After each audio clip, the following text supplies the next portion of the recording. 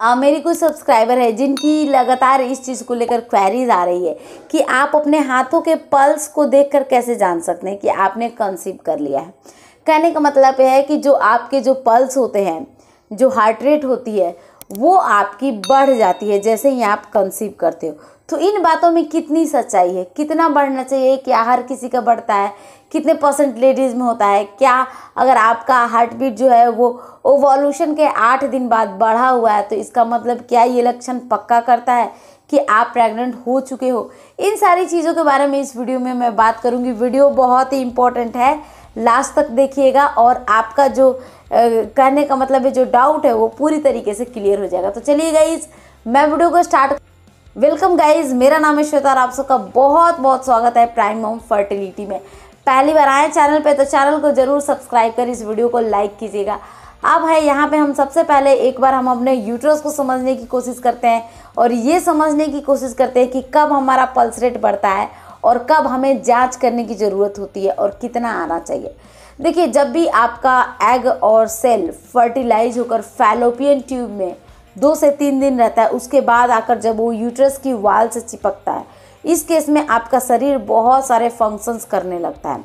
जैसे कि ऑलरेडी आपको पता है बॉडी ज़्यादा फंक्शंस करता है, तो इसका मतलब कहने का मतलब है कि आपके शरीर के बहुत सारी चीज़ों में लगातार बदलाव आ जाती है। वो है आपका जो पल्स रेट होता है उसमें भी एक बदलाव आ जाता है। कहने का मतलब है कि नॉर्मल जो पीपल होते हैं उनका कितना पल्स रेट होता है, नॉर्मल देखा जाए तो 70-75 इसी के आसपास कंसीडर किया जाता है। लेकिन जैसे ही आप प्रेग्नेंट होते हो आपका पल्स रेट बहुत ज़्यादा बढ़ जाता है। इतना ज़्यादा बढ़ जाता है ये लगेगा कि पूरे टाइम यहाँ पे जो हार्ट रेट है वो पूरा बढ़ा हुआ है।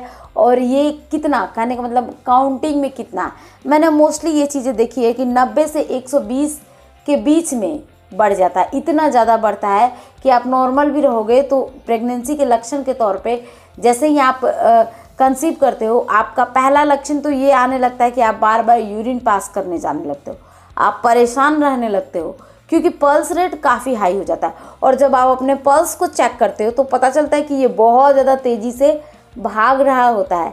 तो ये भी एक बहुत ही सटीक और 100% सही तरीका है।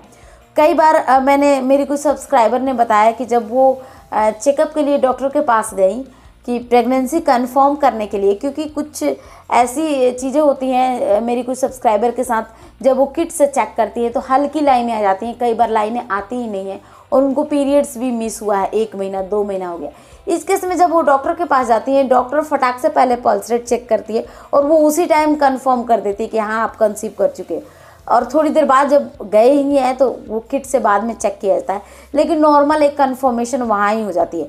आई थिंक गाइज आपका ये डाउट बिल्कुल क्लियर होता है। आप खुद बिल्कुल अभी भी चेक कर सकती हैं कि आपका पल्स ज़्यादा बढ़ा हुआ है तो आपने कंसीव कर लिया है।